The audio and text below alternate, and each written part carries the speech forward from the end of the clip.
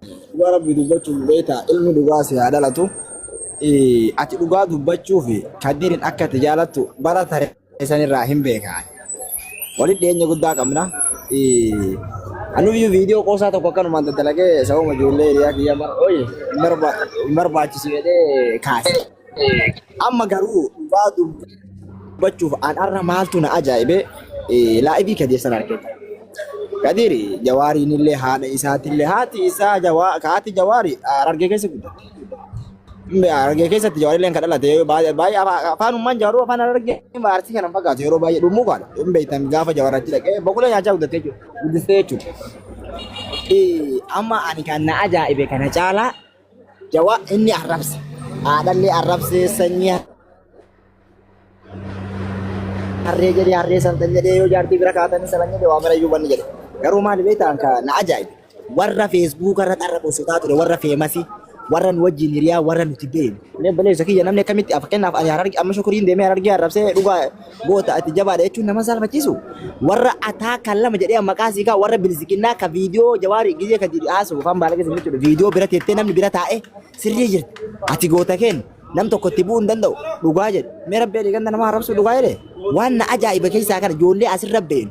Waan si ajaa'iba warra sa'aa duraa qeeqee amma nama tokko maqaa sii kaasuu danda'a asirra kaasuu barbaanne malee sa'aa duraa namni kun nama baala geedhedhe wayye nama baala geedhedhe sa'aa boodaa waa inni ta'e hin beeku an namni kun nam tokko itti bu'uu hin danda'u jedhee kosote si gala waa baay'ee jira namni kadiiriin jaalatu akka kee kanatti abboo sirrii hin jirtu ati nama guddaadha fakkeenyaaf ijoolleen ta'e nama aartiin jedhin naabannaati anama gandummaan deeggaru dhibbaanni badhe garuu maaliif arrabeeta namni guddaa yoo nu arrabsu namni guutuun hin aara silaa amma namni silaa caalaa nu reega fedhe arrabsaa waliin tan qabnu allaqe jazbaa miidiyaa kanarraa haadhaa fi abbaa namaa arrabsee feemase yoo gadi bee arsii arrabsaa olee waan fedhe arrabsaa namni irra laalu namni garuu oromoodhaaf hojjetee oromoo bira beekamtii qabu fakkeenyaaf gadi martuu jedhate gaafa wayyaaneedha baalee roobee konsortii qopheessee ture gaafa wayyaaneen barbaadu itayya dheessee ture laash akka feesaalee kun zayyee osoo lafa jiru waan biyya isaa ta'eef waan lafa isaa ta'eef garuu achi as deebee ilmaan harree sala ilmaan gariiba abbootii keessan sanyii keessan sanyiin teenya ta'uma gaafa jaarraa abbaa gadaa fa'aa wajjin waa qoonfaa wajjin qabsaa turan sanyii oromiyaa kabachiisaa turan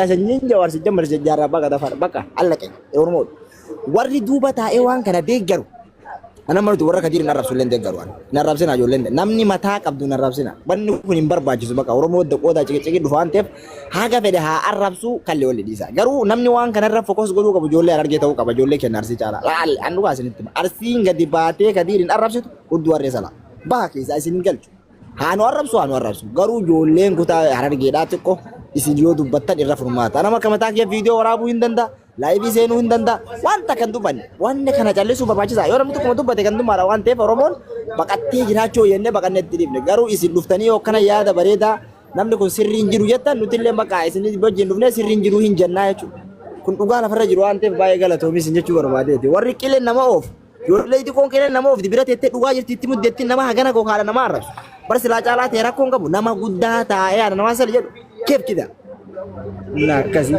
jabaadhaa jechuu barbaadeeti. Waddu caala. Ayyee. Assalaamu alaikum warahmatullahi wabarakatuh. Yeroo dubbannillee nama khairii dubbatee gartee jechi isaa toltuu dubbattee afaan isaallee guyyaa qiyaamaa waan dubbanne irraa gaafatamnaa fi hisaabaa dubbachuun bareedaadha. Isinin jaa namni hundinuu of mazzanuun barbaachisaadha. Arraan tana gara hisaabni keenya gara rabbii dura deemuun dura of hisaabnee gartee dabarsuu qabna hisaaba keenyaan isinin jaa galatoomaadha.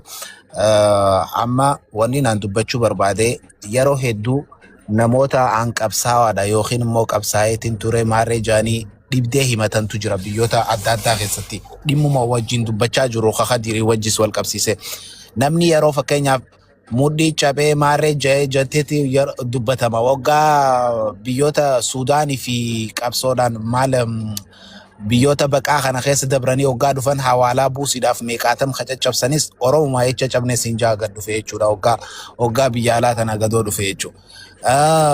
Waan hunda fakkeenyaaf ati har'aan tana akkana gabbaatee jecha safuu haadha namaa haadha si dhalte haadha baatii sagal namni haadha namaa kabajee nauma haadha ofii kabaje jechuudha. Ati har'aan tana mee namni haadha namaa gad deebisee arrabsu haadha namaa fi ganda namaa arrabsu maali bee gaarantiin kiyya anaaf jecha qabsaa'uun isaaniitu fakkeenyaaf namni qabsaa'aadha jee anaaf jaalatamaadha nin jaaladha jee bakka na bu'aa jee ayyaadu tokko akka hagam takka jechuun kun abdii Geetaachoo Galchin hagam takka anaaf gartee shurtaa'u wanni kun itti hedduu nama amansiisuu gartee nama wanni jaa'u xiqqoo waan fudhataman qabne tokko namatti uuma.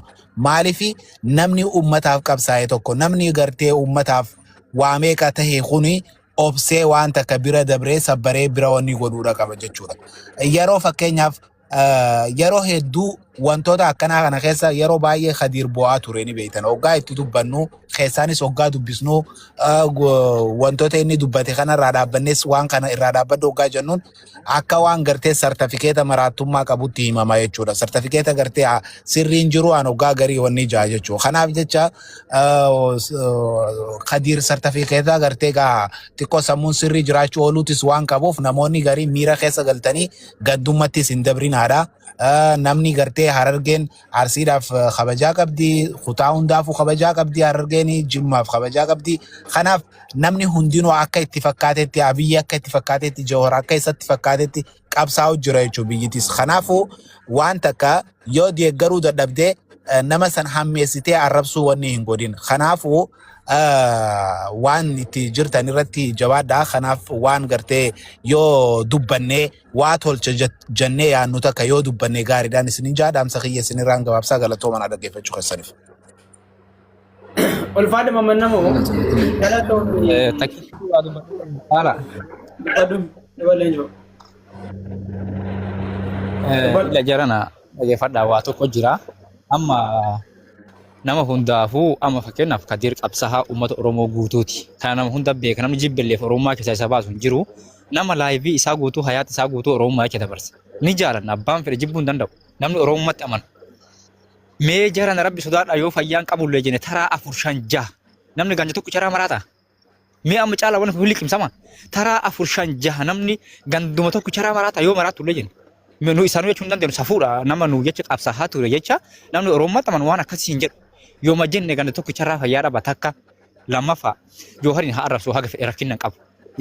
Waan fedhe yookaan adeemsaa ta'uu fedhe rakkoon qabu namni siyaasa arrabsamaadha faarfamaadha kun chigiree lamu rakkinna qabu.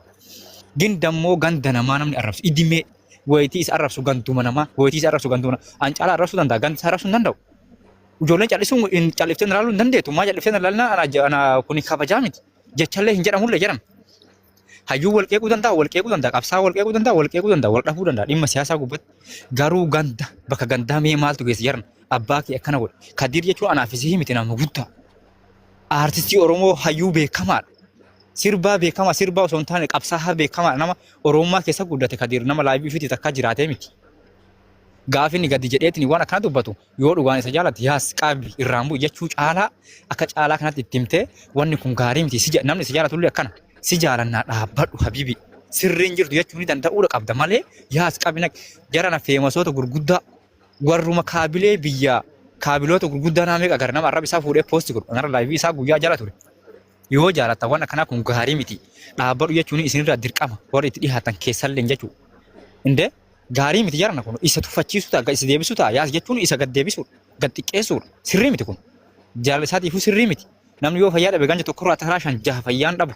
Kana chidhiisi haga fedhe isa haa arrabsu rakkinna qabu arraba gandaa garuu ijoolleen ta'e namni Oromummaatti amantu maqaa isaan dhahin hin arrabsin caalama akkana jedhe kanaaf dhabuudha qabda saree abbaa jala deemtuuf dhabanii jedha Oromoo yoo makamaafu. So waan kana taateef waan akkanaa kana caalaa warri itti dhihaatan illee keessaan abboo yoo fayyaa dhabdellee maraattuu fakkaatuu dhabde dubbii waa fakkaattee dhaab jechuun danda'uudha qabda yoo jaalatan. Akkana malee akkama namni gariin laase kun maraatuu miti wallaahi Khadiir fayyaadha. Garuu jibba maganta kanaa qabamoo akkamiin nuun galu. I know, wallahi billah nangalu dubbadha. Galatoome abdii waan jettu qabda waan hin dubbadha. Okay, xiqqoo daqiiqaa tokko. An akka yaada koo takka ilmoo Oromoo tokko. Afaan ittiin Khadiir arrabsuu qabu garuu Jawhariin dhimma siyaasaa irratti wal dhabuu danda'u bakka inni itti immoo ganda namaa taagii godhee arrabsu irratti waa jedhu irratti qeequun keenya sirrii miti jechuun keenya nu hunda irratti dirqama. Caalaatis guddaa galatoomi. yaaduma gaarii yaada bilchaataa fiddee dubbachaa jirta. Asirratti waan isin jedhu Jawaari iskariin isa rabsoo osoo hin taane sirrii miti jedhanii immoo itti himuun sirriidha. Ganda harrabsuun sirrii miti. Jawaari waan barbaade yoo jedhee wal qeeqan rakkoo hin qabu.